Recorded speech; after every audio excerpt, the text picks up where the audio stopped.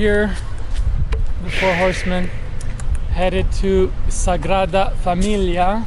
It was a church that's been taking 200 years to complete. It started in the 1850s, and it's been through a lot of history through that time, from splitting the population. Some of the population wanted it, some of the population didn't want it, to having the architect Gaudi take it on, and then the Spanish Revolution happened, and so it's been up and down since then.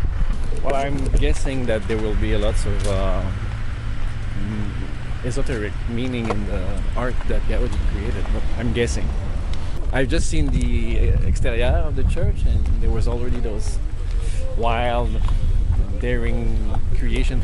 It's also a basilica, so it's been upgraded from cathedral to basilica. Means the basilica, when you have a basilica, means there's a bishop that sits in the seat of the church. It inspires me because of the length of time and the fact that there's a building being built in this day and age that is going to outlive. Like, there's so few architects that I see. It's like all this modern town planning is for the here and now, and the business guys want to see their return in this lifetime. And obviously it's a church, so it's a different intention from the beginning, but that inspires me. Definitely the architecture mixture that comes with what he's designed so many years ago is really interesting. I'm here putting money towards something that's being built that is unique. There's nothing else in the world like it, so I'm really, really excited to go see it. Will there or will there not be some deep esoteric symbolism in the church? And we will discover that. That is our journey today.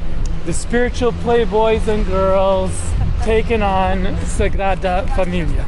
My suggestion is we go in very mindful, very taking in everything, and allowing your body to drive you to the place in the building that you feel has the most power in it, which is the channel for the energy, and spending some time meditating in that spot and see if any messages come through, and then we could share it amongst each other.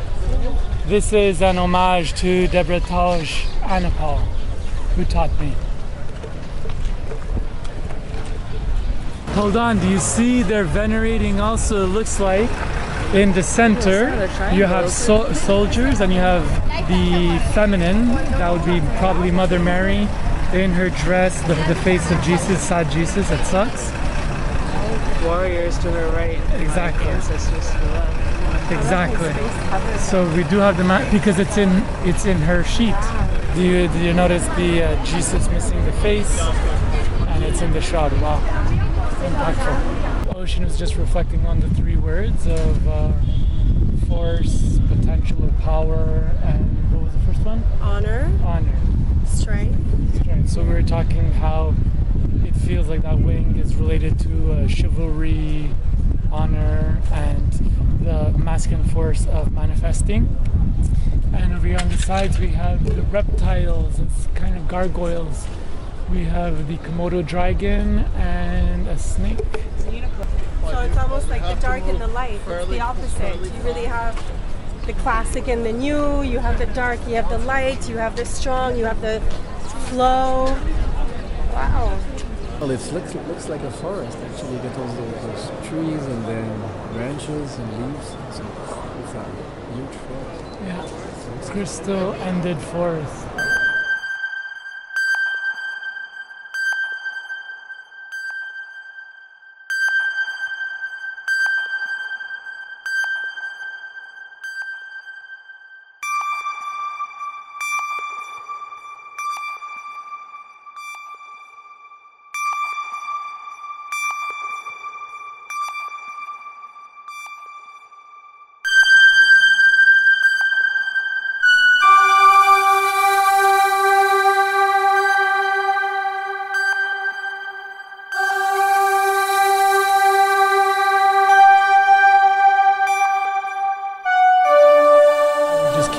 Prayer section where we all did a meditation. Did you get anything? It was all in the heart. It was very heart-opening, very lots of energy in my heart chakra. I felt present. I felt like I felt myself kind of sit in presence, but I noticed that I was resisting some sort of humble, I don't know, power piece there. For me, it was a few things. Number one, the fact that it was the selected prayer spot always increases energy of presence and consciousness, whatever. So I felt that dropping in, which you can't get over here too much. The light, how the light shone down, to me that was like a bathing in light, a blessing. And I noticed also the faces, like the Cupid faces, whatever angel faces you want to call them. I saw them watching, and to me that's something I experience a lot. Like I see faces like that coming to my meditations. So I'm like, okay, acknowledgement. And then I got a message. I was doing prayer, and I got a message that said, "Thy will be pure." So something as keep your will pure. And so you will be supported or something like that. But thy will be pure. So I share it with you.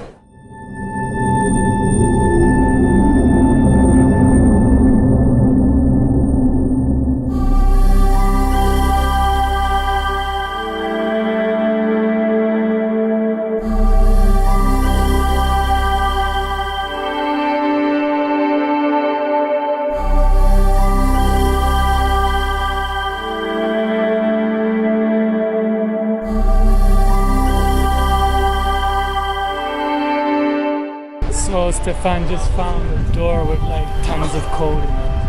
Check it out.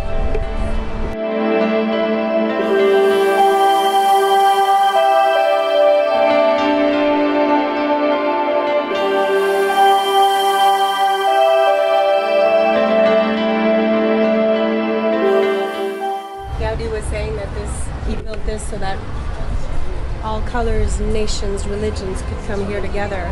This is a good proof of that. Everything's in here. Sacred Heart, key, shell. That's Architects. yeah. Masculine, feminine.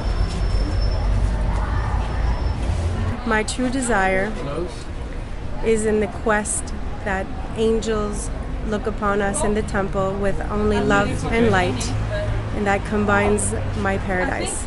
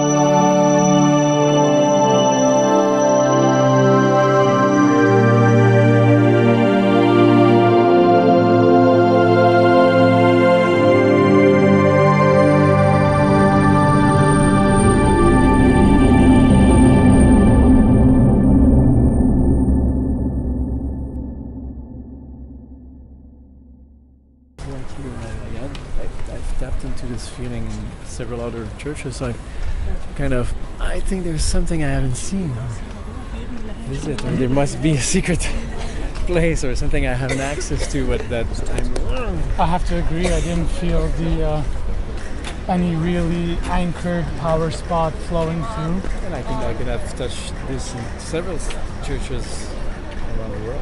To me, it's like a beautiful. So I'm gonna, yes, but no, it's like a beautiful woman who uses her body in order to just attract lots of masses, right? So I'll use the prostitute as an example. But if you don't put the love in it, then you don't feel the love, right? So this is awesome. It's beautiful. It's very attractive, and there's a lot in it. But right now, it's still being built. It's not finished, and she hasn't gotten that connection yet with that sacredness. Essence, yeah. Exactly, finding that true love. So no love is being poured in it right now. So it's hard for her to give you love back. There's no love inside of it. From walking in, this sense of what would it look like? What kind of energy of prayer, of celebration could be held in this space? And how's it going to be used? And the potentials in that. And everyone right now walking through it more as a place to see, and the direction is walk this way and just look, but it's not activated. It's not a group frame. Yeah.